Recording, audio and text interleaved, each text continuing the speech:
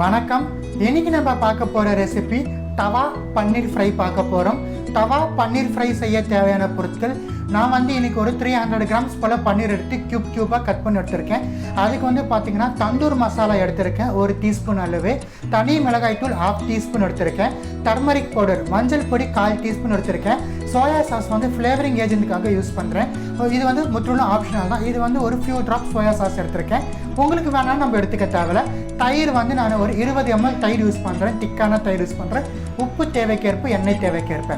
வாங்க நம்ம இப்போ ப்ராசஸ் பார்க்கலாம். ஒரு பிளேட் எடுத்து வச்சுருக்கேன். இதில் நம்ம எடுத்த ரெட் சில்லி பவுடரும் தந்தூர் மசாலாவும் ஆட் பண்ணிடலாம். டர்மரிக் பவுடர் ஆட் பண்ணிடலாம். நல்லா கலந்து விட்டுடலாம். இந்த 3 மசாலாவும் நல்லா நம்மளுக்கு மிங்கிள் ஆகட்டும். மஞ்சள் பொடி, தனி மிளகாய் தூள், tandoor masala, salt required amount add பண்ணிக்கலாம். நல்லா கலந்து விட்டுடலாம். நம்ம எடுத்த பன்னீர்ஸ் ஆட் பண்ணிடலாம். மசாலா பன்னீரில் ஓவர் கோட் ஆகட்டும்.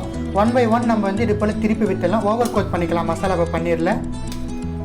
இப்போ நம்ம எடுத்து வச்சிருக்கிற தயிர் ஆட் பண்ணிடலாம். சோயா சாஸ் ஆட் பண்ணிக்கலாம். நல்லா கலந்து விட்டுடலாம். ஓவராலாக நம்மளுக்கு பன்னீரில் தயிரும் சோயா சாஸும் நம்மளுக்கு டிப் ஆகணும். நல்லா ஓவர் கோட் பண்ணுங்கள்.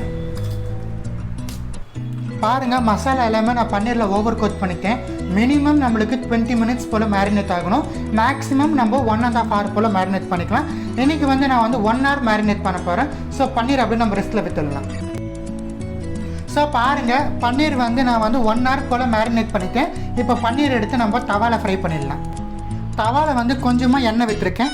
உங்களுக்கு வேணும்னா நீங்கள் பட்டர் கூட ஆட் பண்ணிக்கலாம். ஸோ நம்ம பன்னீர் ஆட் பண்ணிடலாம்.